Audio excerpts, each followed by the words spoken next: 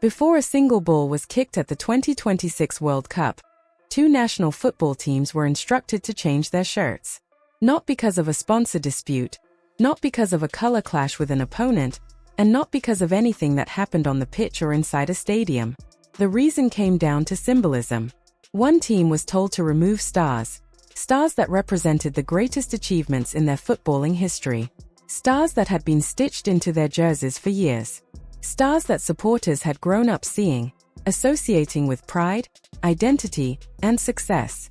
The other team was told to remove a picture, an image depicting a defining moment in their nation's birth, a historical uprising from 1803, when enslaved people fought for and won their freedom. The design had been placed subtly on the jersey as a tribute to the people who shaped their nation from the ground up. Egypt and Haiti, two nations separated by geography, culture, and footballing history, found themselves in the same situation in the same week, ahead of the same tournament. Both were told by football's governing body to remove these elements from their kits, and both complied. The question that remains is whether FIFA made the right call, and what these decisions say about the balance between sport, history, and national identity. Egypt's case is the more straightforward one. The national team is among the most successful in African football history, having won the Africa Cup of Nations 7 times. In 1957, 1959, 1986, 1998, 2006, 2008, and 2010. Those 7 titles are unmatched on the continent, and for years they have been represented by 7 stars placed above the national crest on their jersey. These stars are not decorative. They are a public record of achievement and pride. When Egypt unveiled their World Cup kit, produced by Puma and featuring those 7 stars, FIFA intervened. According to the Egyptian Football Association, FIFA's rule is strict. Stars on World Cup jerseys may only represent FIFA World Cup victories. Egypt have never won the FIFA World Cup. Their appearances at the tournament have been rare, with qualifications in 1934, 1990, 2018, and now 2026. Across those 4 editions, they have never progressed beyond the group stage. Their dominance in African football, however, is undeniable, but under FIFA's framework, it does not translate into World Cup symbolism. FIFA's kit regulations for the 2026 tournament, which apply uniformly to all 48 participating nations, are clear. Stars on a national team jersey may only represent FIFA World Cup victories. That is why Brazil wear 5 stars, Argentina 3 following Qatar 2022, Germany 4, France 2, and Italy 4. Each of those stars is tied exclusively to success on football's biggest stage, under FIFA's own competition. As part of the same enforcement, FIFA also requested that Egypt modify the color of their shirt numbers. The original design featured gold numbering, a long-standing aesthetic associated with the national team and widely recognized by supporters.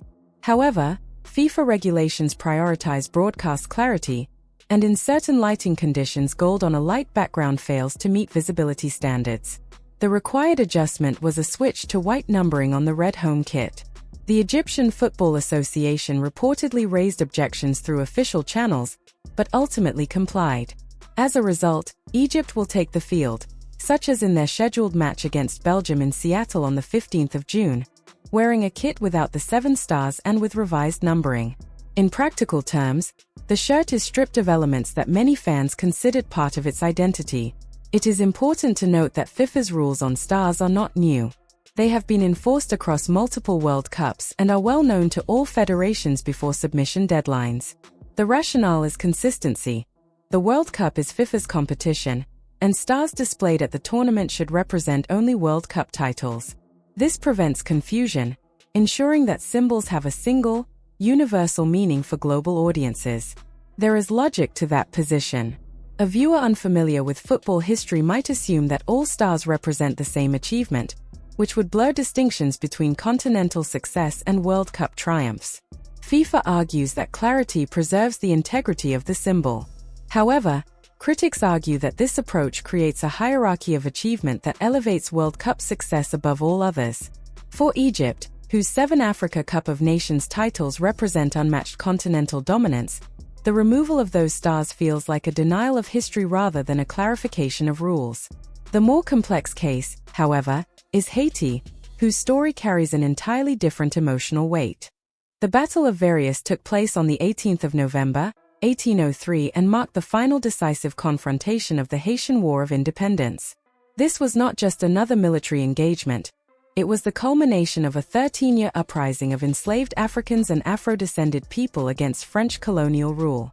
Their victory led directly to the declaration of Haitian independence on the 1st of January, 1804, establishing Haiti as the world's first independent nation born from a successful slave revolt. The impact of that moment echoed far beyond the Caribbean. It sent shockwaves through colonial empires across the globe and remains one of the most significant turning points in modern world history. The image originally featured on Haiti's World Cup jersey depicted figures raising the Haitian flag at that historic moment. It was designed as an act of remembrance, honoring the sacrifice and resistance that gave birth to the nation itself. However, FIFA intervened. Under its regulations, jerseys at FIFA competitions must not contain political imagery or slogans. Although the governing body did not publicly detail every aspect of its reasoning, a spokesperson for Haiti's team later confirmed that the design, showing the Battle of Vertières and independence figures raising the flag, was deemed to fall under the category of political imagery and therefore had to be removed. The manufacturer, Sieta, issued a statement agreeing to comply. They emphasized that the design was never intended as a political statement, but rather as a tribute to the people who shaped Haiti's past and continue to inspire its future. The original shirts had already been worn in warm-up matches and were reportedly sold out online, making the removal even more significant for supporters ahead of Haiti's long-awaited World Cup return. This is not an isolated case. Earlier in 2026, the International Olympic Committee also requested modifications to Haiti's Winter Olympics uniforms, which had featured imagery of revolutionary leader Toussaint Louverture. That design was altered after being flagged as political symbolism, replaced with a more abstract visual composition. In both instances, designers attempted to preserve historical meaning, but governing bodies intervened under uniform rules. The central question raised by these decisions is where the line lies between political expression and historical remembrance. The Battle of Vertières is not a modern political statement. It is a foundational historical event from more than 2 centuries ago. Yet under regulatory interpretation, it was still classified as political imagery. Critics argue that this reflects a broader tension in global sport, the difficulty of separating identity, history, and symbolism from politics. Supporters of Haiti see the jersey not as propaganda, but as heritage. FIFA, meanwhile, maintains that consistency in rules is essential to preserve neutrality in competition. What remains undeniable is that both Egypt and Haiti found their identities filtered through the same regulatory lens. And in doing so, 2 very different histories were reduced to compliance decisions that continue to spark debate long after the kits were changed.